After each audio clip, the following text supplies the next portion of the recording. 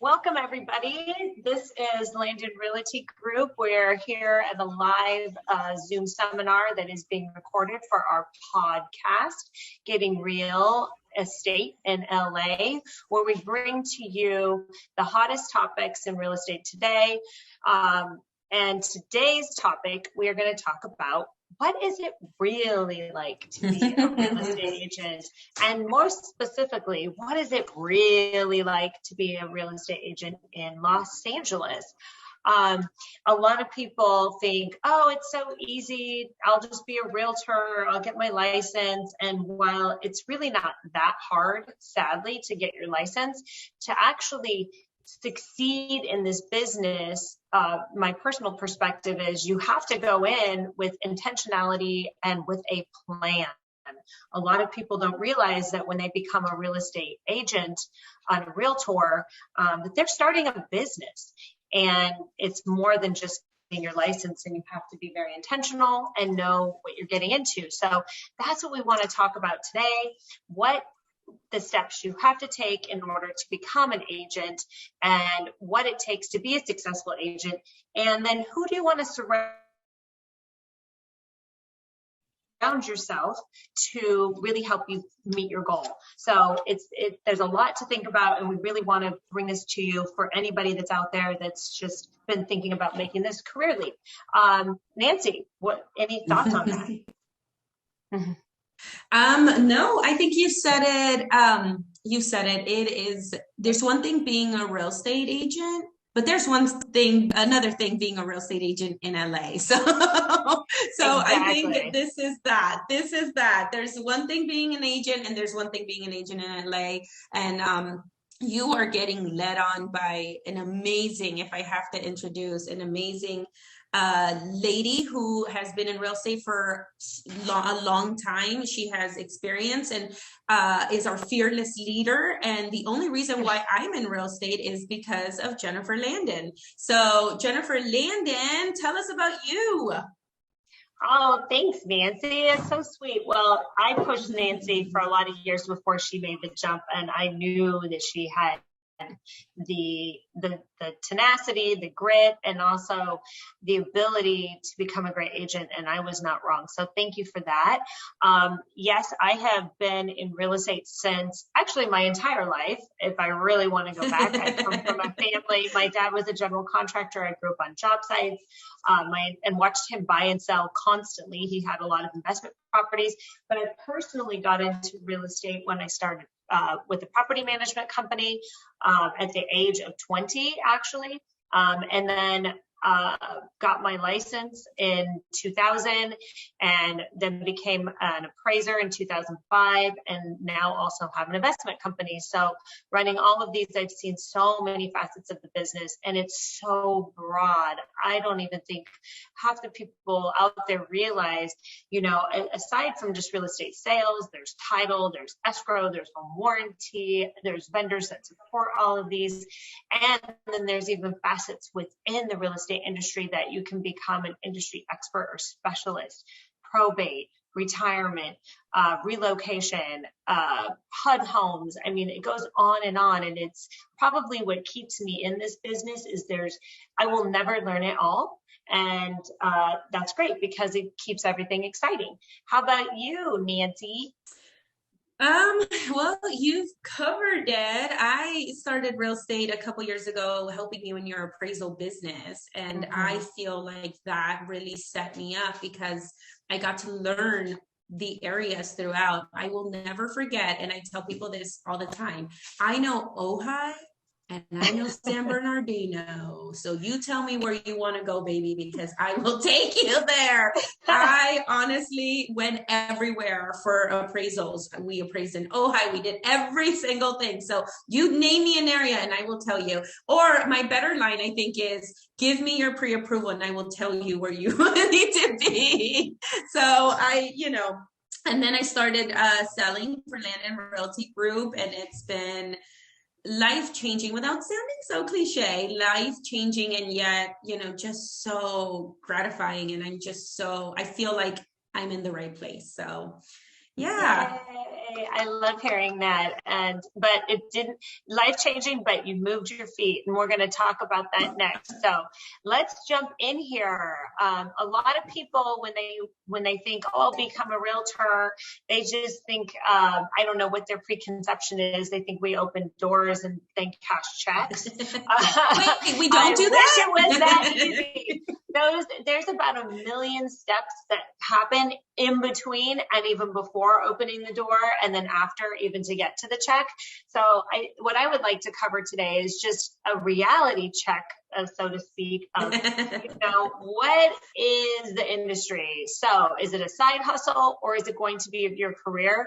You have to know that going in, so you can intentionally set up your business to work for you. And if it's a side hustle, it's going to take you 2-3 times as long to probably get going to a steady income versus if you just dive in and go for it. And what I love about real estate is you can curate it to be whatever you want, but just have a realistic expectation attached to it based on the time and the effort that you're actually really willing to put in. There are 17,000 people in the United States alone, according to Google, that Google every month how to become a real estate agent. 17,000 people Google that. That's insane.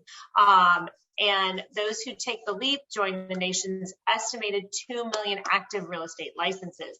Now, I can tell you probably out of that 2 million, maybe 10% are actually using it. I know a lot of people that have real estate licenses that just own property, that want to have the license, but they're not active. One of the things that as a broker makes me very nervous are people that are licensed that are not active in the business, because so much is constantly changing that as a broker, that agent is a huge liability to me, because they don't know the current forms. They don't know what's happening with mandates in the state, if they just dabble from time to time. So just having your license isn't really enough to make you qualified to represent a buyer or a seller. You really need to know what's happening. So I'm just going to precursor with that. And compared to other careers with similar earning potential, it's relatively easy to become a real estate agent or broker. There are lots of perks, like being your own boss, meeting new people, and helping people. And so I personally love it, but I'm also what is it? I accept the fact that I work 7 days a week, and I'm okay with it. So, and I accept the fact that, at the last minute, for instance, last night, Nancy, I get a call right when I'm getting ready to go to yoga, and she's like, the client wants to have a meeting tonight, and they don't care how late. And I'm like, well, I'm going to yoga. I'll be back at 9:30. She said, fine. So that meant my end of my day did not end until 11 last night, because I came back to the office and we did a client conference call from 9:30 to 11 or 10:30. So if that is not for you, you might want to think about how you're going to structure your business, because sometimes it does call for after hours. What do you think about that, Nancy? Any comment on that? Yeah, no, I tell people all the time, you can choose to have a 9 to 5 and clock out then and there. But I mean, really, you have to love what you do. And this is why we do it as well. We love to help people, but it is a 24-hour business. Like, it is a 24-hour business. You want to cater to clients' needs. And, to piggyback off of, what you said earlier, I mean, just last week, just a couple months ago, the contract change. So out of 72 million people that are active, and the 5%, you really have to know what you're doing, because the contract changed, the entire contract changed on how you can buy a home. So yeah, it's a 24-hour business. You're constantly learning. If that's something that you like to do, then, let's move on to the couple of PowerPoints, see if it's definitely going to be for you. Okay, so the job outlook for real estate agents, these are some statistics for you according to the Bureau of Labor Statistics, says that the number of real estate agents and broker jobs is projected to increase 2% from 2019 to 2029. We are in 2022 right now, which is a little bit slower than the other average for other occupations, but notes that the demand for these workers will continue because people turn to real estate brokers and agents when looking for a home, such as to buy a larger home or relocate. So I would say it has average job projections. I think one of the things that might even slow this down a little bit more is we have such a low employment lack of employment right now. It's hard to get people to come out of these shadows and come back to work after COVID, but 2% is still decent. So there is a demand. Let's see the next slide. The pros and cons of selling real estate. So here we go. Some of the pros is you get to set your own hours, or at least that's what you think when you start. Your clients that's what we tell you. You're your own boss, but I'll just let you know, when your client says, I can only go at 5 on Tuesday, you're going 5 at Tuesday. But you do have the choice to not show them, and you also have the choice not to cash that check. So, I guess that's how I look at it. What I really love about it is you set your income threshold. Whereas in a typical 9 to 5, you get a base salary, you can get some bonuses, and that's amazing. But in real estate, there is no limit. However, there's also no guarantee on the other side. So everyone has a different level of risk that they're comfortable with in their life. And I think fully acknowledging where that is for you. And, for the people that are just like to live on the edge, being commission based and having that potential excites them. And some people, it scares them to death and they just can't do it. What do you think, Nancy? I agree. One of the things that I always tell people too is, like you said in the beginning, going into real estate, it's starting your own business. And with any business, you're going to put in the hours. You have to put in the hours, right? You have to put in the hours. If you want to be successful, you have to put in the hours. Now, a lot of people think, again, that it's just, opening doors and, surprise, yay, we're going to place it. And it doesn't work like that. So I think it really is going to depend on the individual, how much work you want to put in and how you choose to start your business, I guess. Exactly. And there's some things that you're going to have to do that maybe you don't like. So I can tell you, I used to have a dance school. And when we first opened the dance school, we did it on an extremely tight shoestring budget, to the point where we could not afford to hire anybody to clean or do these other little things. So at the end of the day, after I taught all my classes and all the students went home, I got to stay and clean the studio. And so I relate that in your real estate businesses. There's going to be things that you're like, I do not like this part of my business. But guess what? In the beginning, unless you just have a windfall of money to just source it out, you have to do everything. But here's the beauty. Let's take a business like In-N-Out Burger. Everybody, I think, can appreciate In-N-Out Burger is a very successful business. I don't know how many of you realize, but they do not hire their managers from outside the company. They make anybody that moves up to their managerial and executive level, they have to do every single position within the company. Now think about that. They know what it feels like to do it all, and they know what that job entails. And so when they are managing it, they can have empathy and they can understand, and then they appreciate the fact that they probably don't have to do it anymore, but it gives them a broader perspective. So in real estate, there might be things that you don't like to do, maybe, cold calling or door knocking. Even if you don't do it forever, I encourage that you might have to do it at some point and be okay with it. It doesn't mean you have to do it that long, but you have to be comfortable doing everything to get it off the ground. Would you agree with that, Nancy? You have to get comfortable with learning everything, so you know what you like doing and what you don't, what you want to source out and what you don't. I completely agree. I feel like I'm a learner, and I need to learn everything before I feel like, okay, then this is what it is. So yeah, 100%, I agree. And then the last couple of points of pros and cons, it is you have to be organized and you have to be a self-starter. So if those are not your strongest points, you might want to look at a way to either to strengthen those before going in, because kind of like going to college, when you're self-employed and you're part of a brokerage, they might call and check on you every now and then. Most of them don't, actually. We're going to get to that at the end of this program. But you don't show up, you don't get a paycheck. No one's going to come pulling you out of bed and calling you out on it. So you have to be a self-starter and have that passion. So, all right. pros and cons. Let's see. What are some of the basic duties? It was just opening doors, right, Nancy? And going on Instagram and looking cute. Is that what we do? And post for pictures, look cute, that's it. So tell us about your average day. Tell us what you have in your, or even your week. Like, what are some of the things that you have to do each day and each week? So if there's anything that has gotten drilled to me by the great Jennifer Landon is schedule.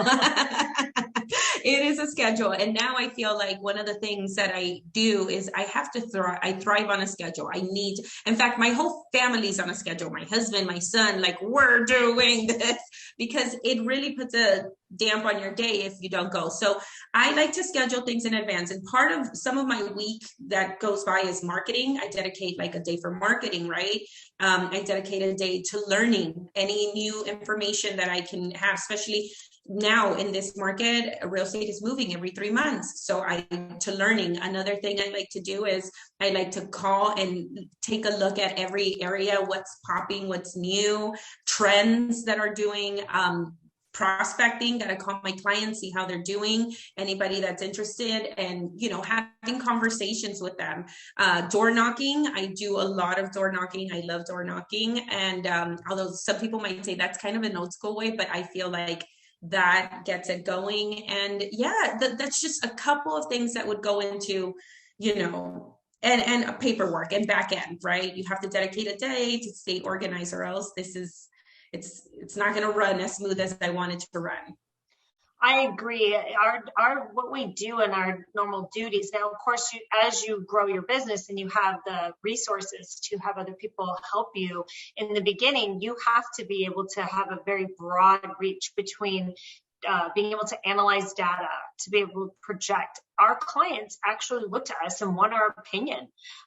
Believe it or not, it helps validate their decision, and we have to have confidence in that, or they can feel it. So you have to do our research. We have to know what's out there. If it's the only house that you've seen with them at all, how can you give them confidence that they're making a good choice if you haven't even seen any other houses? You can be like, well, it looks good to me, but I've only seen what you've seen. I mean, that sounds terrible, right? So we have to be out there meeting other agents, creating, working our databases and our sphere, being promoting and just talking about the industry on social media. Sometimes I feel like what we do is so much, and that hasn't even anything to do with writing the contracts. So it is a very meaty and vast job. It is not for the faint of heart, I will tell you that. You have to want a challenge and be able to conquer it. So that's some of the duties. Let's see what we got. And how do you become a real estate agent? That's a good question. I get people to say that they're interested. Nancy, how did you do it? I did a long time ago, so I like to pass it off to someone who's a little more fresh in this. Yeah, you can take online class. Not that I'm saying back then you couldn't, Jen, but I'm saying now you can take online. I didn't do it online. I didn't. It was in person. We have the luxury, y'all, that we can take it online. So I did online classes. I actually had a baby with me, and so I was like, I can't physically go in there. But I did all my classes online. And now the state of California mandates that you take, because you have to take pre-licensing course, 18 days. So you have to stay within each class, and I believe it's a total of 3 classes, 18 days. So if you are really determined and organized, you can knock this out in like 2.5 months. However, it took me, I think, like 4 to 6 months just to take my courses. Then you have to pass your exam. Now, right now with everything going on, you have to submit. And this is kind of the thing that is like, people don't understand. You cannot fax your application. You cannot email your application. You have to physically take it to the post office, stamp it, and send it off, and wait for the Sacramento to respond to you. And you better believe that application better be filled meticulously, because they will send it back. And just as long as it took them to receive it, it's going to take you long to get it back. And they're going to be like, you filled this out wrong. So it's a whole thing. So it's online. You take your exam in person, and they have several locations throughout California that you can take it. I took it in San Diego because, Why not? And then and then after you get licensed, you join a real estate brokerage. But yeah, the pre-licensing course, it's a must. There's no book or anything. It's just you have to take these courses no matter what. Right. I always recommend to everybody that is going through this process to do that once they have their test date, to do a crash course, a minimum of 7 to 14 days prior, and just study everything on the crash course. I find that there's so much information, there is absolutely no way you will remember it all. So what you want to study is what is most important and going to be on the test. So crash courses are great. And then just realize that before you even start, you're going to have to pay for the classes, pay for the test, pay for your license. Then you're going to need to join a board in order to actually be active and get MLS access, which is more money. And then there's just some basic things that you want to even get started, business cards, a few things, and then you're off and running. So I would say in total, you want to budget anywhere from $1,000 to $3,000 just to get your feet on the ground. Does that sound about right to you, Nancy? I was going to say that. Yeah, it sounds about right. Also, crash courses are additional to your classes. So it doesn't come with your classes, but it helps so much. But if you have friends in the right places, like I did, shout out to Nick Licata, who's on the call right here. University of YouTube gets you through that too. That's true. That's true. There are some good, so it's not the only place. It's not the only place. So that's a good tip. Good tip. Thanks, Nick, for that. Thank you. So that's how you become an agent. And what do we got next?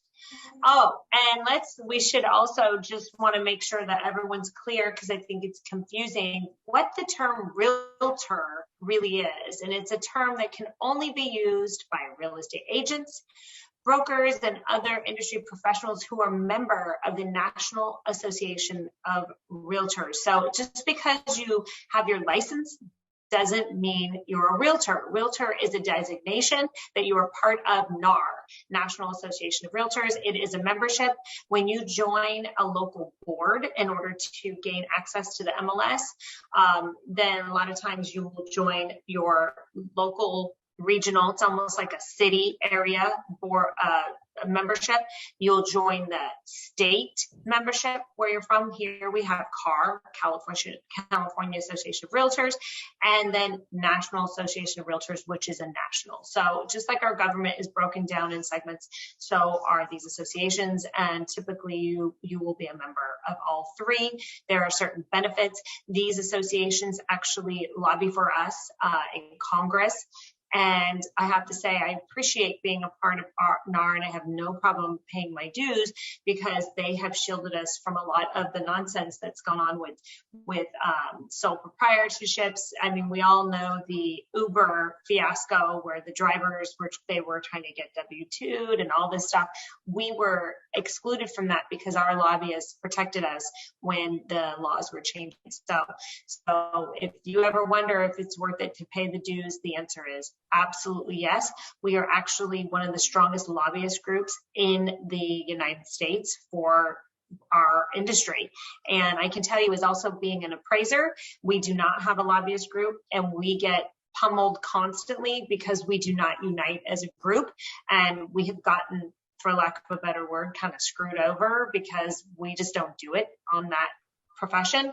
But realtors really got it going on that. So it's a good thing. And not only that, but you get the good name. You get to be a realtor, because if you're not part of the NAR, you're a real estate salesperson. Right.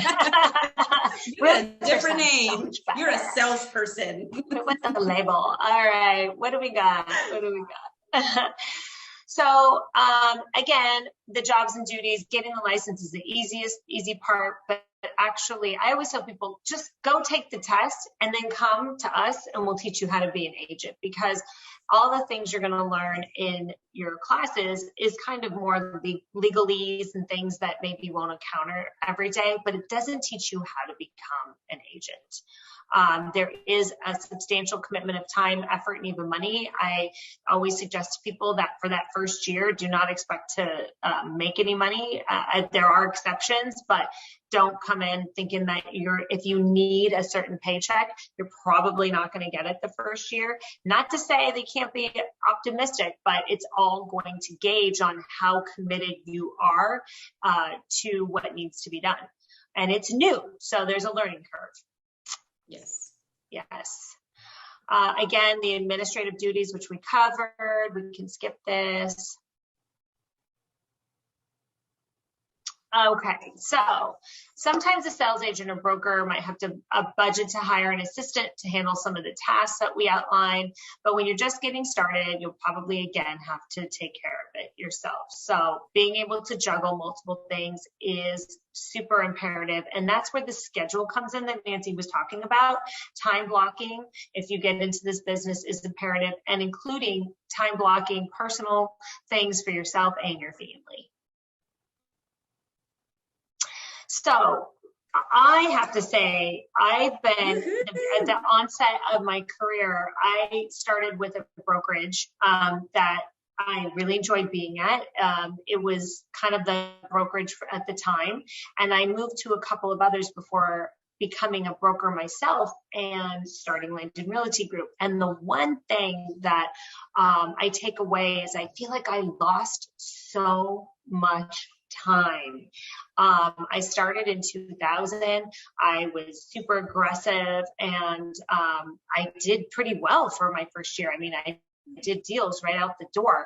I was smart enough to stay on the coattails of a couple of the top agents in my office, and I just did whatever they did. But the thing is while they let me watch them, they weren't teaching me how to create a business. They taught me how to talk to clients. They taught me how to sell property, but no one taught me how to build a business. So when I started Landon Realty Group, which by the way, I was going to be a broker and work on my own, and all of a sudden people were starting to ask me if I would mentor them. And I said, well, I would never take anybody or have a team unless I built it out in a way that actually taught you not only to fish, but how to fish. You know, it's like you give a man a fish and he eats for a day, and you teach him how to fish, he eats for a lifetime. That is the mentality that I really felt. So the brokerage that we have here, we really take a very specific approach. Of course, if an agent already has a pocket of business and they're running it their way, it is absolutely fine. But for newer agents, we really help you build out a business plan, and hence the tagline, join a team that supports your dream. Well, Nancy, what do you think about all that? So, that is very important. I've been lucky enough that my only brokerage has been Landon Realty Group, and I get calls all the time by different brokerages, and they're like, are you ready to make the move? Like, are you ready? And I'm like, I got it. Thank you, but I got it. So one of the things that is very, we get from other agents that come from another company is that they're one in like a million, I guess. There's really no interest being taken in them. They don't, there's no one that really knows their goals that can support them. And here, I like to say, we really want to know, what is your goal? What is your goal for the year? What is your goal for 3 years? What is your goal for 5 years? And how can we support that goal? Because as you guys know, in a house, you need a foundation. If you don't have a foundation, you can't build up, right? So here, that's one of the things that I'm super grateful to Jen. She's like, listen, build your foundation, and then let's go. And sure enough, I was like, okay. And, I was very lucky that within my first couple of months, just sitting, listening, making sure she understood my goals and aligning with them, got my license. I think by December, we had closed 4 deals, thanks to, you know what I mean? Because she was like, this is what you want, this is what you get, blah, blah, blah. Now, it doesn't always happen. I have colleagues that are in different brokerages and they're like, I've been a year in and I've yet to close somebody. And I'm like, well, who's mentoring you? Who's helping you? And they're like, I don't have a mentor. And I'm like, you don't have a mentor. How are you doing life? So it's very important that when you meet or interview with a broker in a brokerage or a team lead, if they're not asking you what your goals are, they might not be for you. And I agree. And the thing is, too, you want to be somewhere that's going to push you beyond your comfort zone. To say, oh, I just want to hang my hat and I don't want to ever be called out. It's, you know what, that doesn't actually serve you. It serves you better when someone says, no, you need to show up. And here's what I'm going to give you some perspective. Now, granted, it is everyone's prerogative to take it or leave it. We all have that right. But you want someone that cares enough to give you that feedback. I've been in brokerages many years before starting my own that they didn't even call me. In fact, when I left, they didn't even call me to say goodbye. And like, I hope that you come back. And I'm like, I thought that was so telling. And, there's a lot of ego in real estate. So, I personally feel like I'm a person of abundance. There is enough for everybody. If you haven't looked around, there's a house on almost occupying every single piece of Los Angeles. How many vacant lots are there, right? So every house is an opportunity and every person you meet is an opportunity because we all have to live somewhere. So there is plenty of work to be found. But when you first get started, you don't know what to do.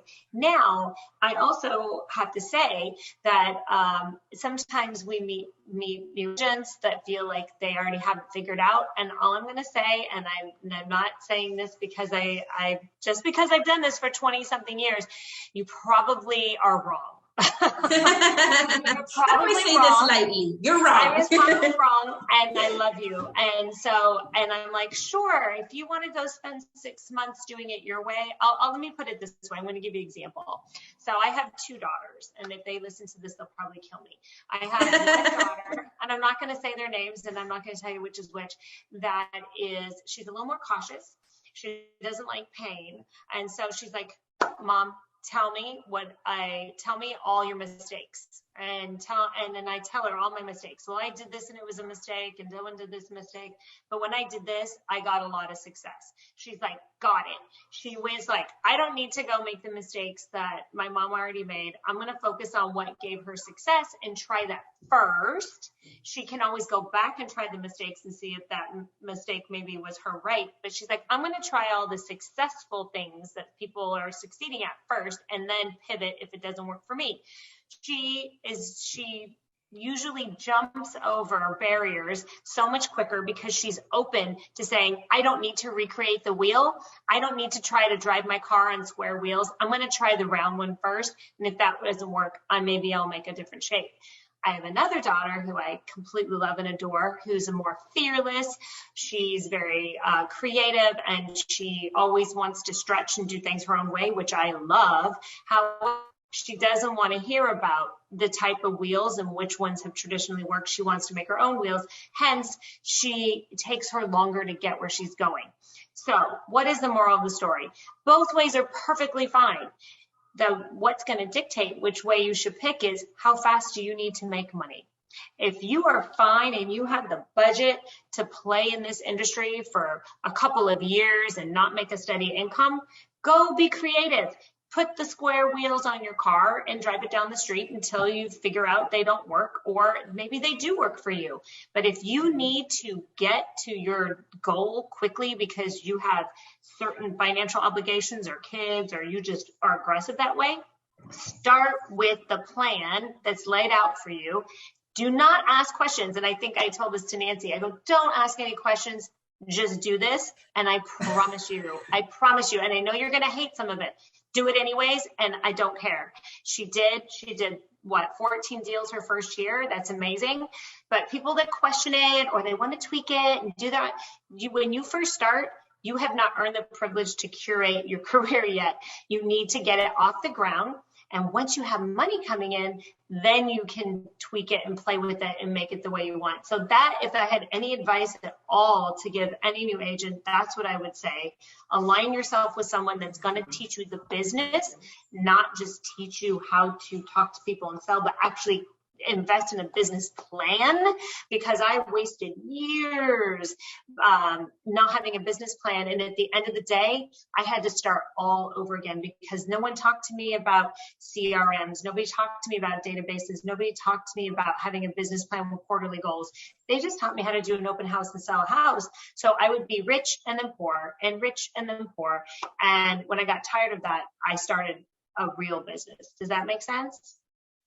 I need feedback on that. I mean, we have a gallery today. So, and a lot of these are agents that we work with. Does anybody have an experience that they could share with someone that's thinking about becoming an agent today? Should I call on somebody? Nobody? They're like, eh. Hi. Yes, hello. Yay, Fatima. Hi, Fatima. Yes, so tell us. Hi, Jen and Nancy. Woo. Yes, thank you so much for this session. I think this is very informative. And for me, it's been great to join Landon Realty Group. Let me tell you, I've learned so much in these few months that I joined you. I've done my first deals that I'm really happy about it. It's not been easy though. And for all those new agents who want to become an agent, I just want to say, you just have to persevere. You just have to be committed.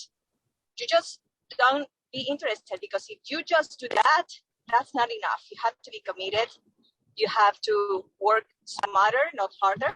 But yeah, it takes a lot of time also. You are an independent agent. You are your own boss. Effort than being an employee, which is, great if you want to be committed. So thank you, Jen. Thank you, Nancy. Yes, and Fatima's had great success. I know she had started a year prior. She was having a lot of near misses, but didn't have any deals land. She came on with us. She worked directly one-on-one with Nancy. Nancy said, again, just listen. We'll get this closed. This is how we're going to do this. And within, I think, her first 30 days of coming over, she closed her first deal. She's on fire. She has a whole pocket full of clients that she's working with that are just a matter of time that are going to turn. So congratulations, Fatima. Congratulations. Yes, I think, and Fatima is a great example of someone who just was like, Fatima, welcome to the team. What are your goals? This is what you're doing. And she's well on track for her yearly goals, because she was like, okay, I got it. And, to piggyback off of what Jennifer said, my first year, it was crazy because I remember, she was like, just do it. Don't ask questions. And I was like, and I'm a person that likes to do things my way. I love doing things my way. I need to do things my way. I would be that daughter that would go on square wheel because I need to learn on my own. God, Mom and Dad, if you're listening, I'm sorry and I love you. But also, I do feel like, I was thinking one of my biggest takeback was, my mentor, which is Jennifer Landon, she's closing multiple deals. She's got multiple listings. She is like bringing in the bank. And so I'm thinking she must be doing something right. I can't tell you how many people always say, oh, well, my mentor. And I'm like, well, how many deals? Are they active? Are they closed? No. And I'm like, what? And they're like, yeah, how many? They've closed a couple in their lifetime and their career. Because I will tell you, my mentor, she's a boss and she is like, bam, bam, bam, bam. And this is what we're doing. And sure enough, you see Jen and her success, and you see, me and the success I've had so far. You see Fatima, the success she's had. And I'm like, we're producing pretty good results here, So it's not to say you got to follow it and that's the only way to be successful. But what we're saying is follow a plan, follow a brokerage, get a mentor that is closing that can tell you do it this way, so that you can later find the perfect way to do it for yourself and your career and what would benefit you. So that's just 100%, 100%. Just get it off the ground. I love this. So I hope everyone's getting inspired. One of the final things I want to chat about before we close is, we talked about being an agent, but being an agent in LA. Let's talk about that because Los Angeles is kind of a very unique city of angels here. I've been in Los Angeles, since 1996. I'm from Southern California, so I've been in LA longer now than I ever was in the city that I actually grew up with, which is just outside of Los Angeles. And the reason I love LA is because of the diversity. And I mean, you can sell a house one day that's $500,000 and then go the next day and sell a house that's $5 million. There's so many markets right next to each other that you can specialize. And I will say there is a huge difference between the agents that sell each, and being able to bridge that gap and be that agent that has no problem selling a $500,000 house, but can also pivot and sell that $5 million house. Those are the agents that are going to have longevity. What are your thoughts on being an agent in LA, Nancy? The LA market is its own beast. I mean, we are our own country when it comes to real estate.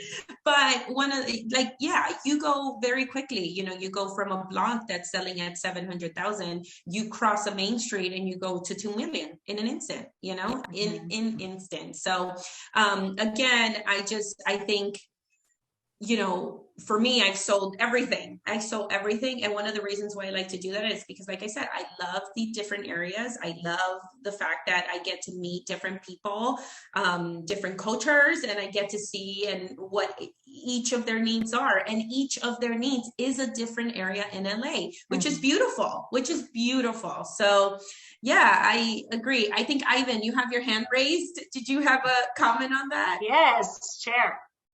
I just wanted to go back a little bit and add to what Fatima was saying. When you join Landon Realty Group, Jennifer really gives you the opportunity to really grow your own pillar of business. I came from a brokerage that specialized in a certain niche, and I brought it up to Jen, and Jen was so supportive in all of it. And if you have a good idea that's going to work for the team, Jen is all ears. And that's a rarity that you get with brokers. Most brokers, they have their ways. They're not open to any new ideas, anything new. And Jen is the opposite. She's so supportive, and like any ventures that are reasonable and have a good chance of success, she will really do everything she can to help you be successful. So that's just something that I wanted to add and toot her horn, because she doesn't toot it loud enough for herself, because she's that person. And if you join Landon Realty Group, Jennifer will really set you up for success. And like Nancy has been saying, she's going to set you up, but you have to do the work. So that's all I wanted to say. Yeah, thanks, Ivan, I know, I appreciate you. I think, for sometimes if you haven't been with another brokerage and you come in, I've had the experience, so I'm very careful that we make sure that we have those support systems in place.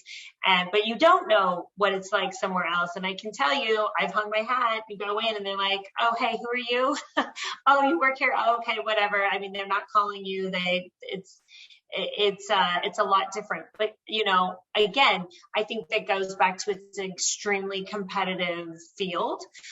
Even though they might play nice, I mean, that same agent could be competing for that same listing, and unless the brokerage is set up in a way that is collaborative and abundant, like there's plenty for everyone, we will figure this out. It can feel more competitive in nature, where I specifically wanted a collaborative environment where people can know, oh, I can call Ivan, I'm stuck, he'll help me out. And it's not because I owe him something, and same in reverse, I'll help him out, not because he owes me something. And some brokerages are set up where it's really tit for tat, but we have a family environment here, I think. So, well, and speaking of LA, I mean, LA is a vibe. Landon Realty Group is a vibe. So just saying, it's a great brokerage. It's a vibe. It's, I truly feel like we were just talking with Ivan, and this is just as a side note. We were like, oh my gosh, if we had to get remarried, because we're talking about weddings, who one of our agent here is getting married too, shout out to Jenna. And we were like just talking about our wedding experience and stuff. And then I was telling him, if I were to get remarried, and I would not invite all the people I would, then he's like, who would be on your list? I'm like, I think all the agents on LRGL would be first, then my family. I love you, family. But I was like, they're all so great, and it feels like a family. And he's like, who's on your list? I'm like, you, Jen, Annie, they're all there. My family's down here. And I'm like, because it just feels right. And every time I come to the office, everybody is like, woo. And I'm always like, woo. So really, you want that feel, because it's already, life is just hard already. You want to work with people who understand you, help you, and can really, really take your gifts and help you, project them. So. And a safe place, because we do get beat up out there. It is hard to get hung up on. It is hard to be going through a deal and have it fall apart when you were really counting on it and starting over. And we need someone to kind of pick us up, brush us off, give us a hug, and say, get going. And that's what we do for each other here, which is pretty amazing. So I love it. Okay, so key takeaways. Working as a real estate agent or broker can be fulfilling and financially rewarding, but it's not easy. It's not, but it's not brain surgery either, people. Okay. It's about being realistic. It's about having realistic expectations on the time that it takes to get it going, but it's not brain surgery, and it's not like you're trying out for the NFL. Okay. You can actually do it if you commit. Career in real estate requires drumming up business, promoting yourself, tracking leads, handling complex paperwork, which is getting more complex, providing extremely amazing customer service, and much more. It's not just about, anybody can go find a house on Zillow and go look at it. That is the tiniest part of what we do. Most real estate agents are paid on a commission only basis, so there is potential. So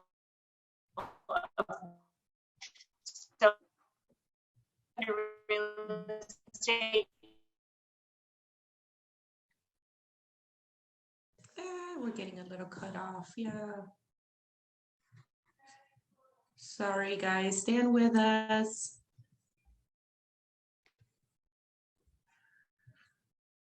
You gotta love technical issues.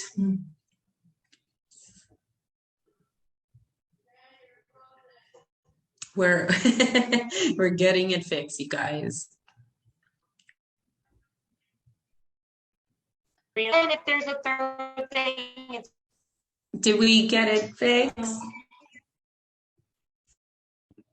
Nancy, do you just want to read the last key takeaway?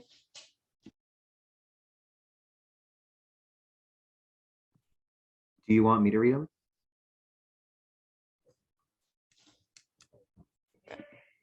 My whole internet just went out.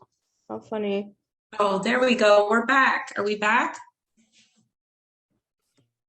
Yeah, I think we're back. Let's just finish it off. We're just missing our fearless leader there.